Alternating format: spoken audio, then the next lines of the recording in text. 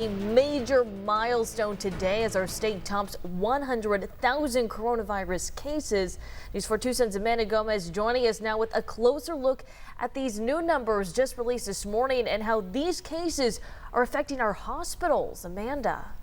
Priscilla, yes, this morning we were around 98,000 cases from the weekend, and now there are more than 100,000 confirmed cases in our state, with another big day, a big spike of reported cases, new reported cases. There are more than 101,000 total cases. Now, this number includes probable and confirmed cases. It also includes people who have recovered from the virus. There were more than 3,300 new reported cases today and more than 1,800 virus-related deaths now.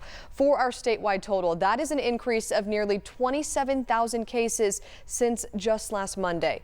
And taking a look at the numbers county by county now, in the last week, Pima County's numbers jumped by 2,300 cases to now 9,873 and 282 deaths. It was another day of no new reported deaths for Pima County. That number has stayed the same through the weekend. Santa Cruz County is reporting close to 2,000 cases now, and Cochise County is reporting more than 800 cases. As our hospitals continue to fill up, our ICU beds are also filling up. Take a look at this.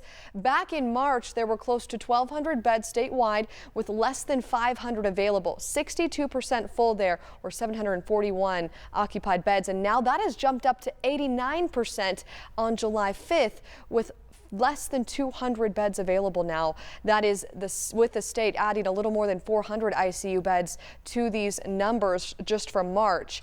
And it's also taking a toll on ICU beds right here in Tucson. Every hospital in Arizona reports to the state surge line every 4 hours to tell them how many staffed ICU beds are available at the time. It's the surge line staff that navigates where to send ICU patients when a hospital is out of beds. Sources within St. Mary's, Tucson Medical Center, Banner, and Northwest Hospital told News 4 Tucson over the weekend that as of the weekend, ICU beds were in the singular digits or at zero. And we're learning this afternoon, an emergency room doctor in Tucson telling us at one point in Pima County this weekend, it was zero. He believes there are beds today. It changes often. We spoke with a man who says his COVID-19 positive brother-in-law came to Northwest Hospital but was transported to Phoenix because there were simply no ICU beds at the hospital. He says the hospitals are doing all they can, but we all need to help out. We need to come together as a community, just as we have in some of these other situations. Come together as a community, work together, and we can get rid of this disease that's killing people. It's not a hoax. It's happening. I know it's now happening in my family.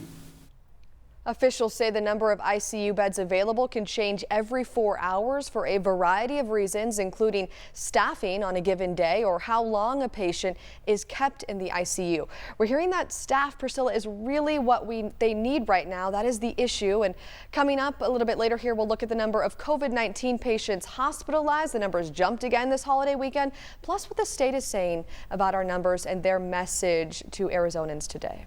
Priscilla. All right, thank you, Amanda. Well, meanwhile,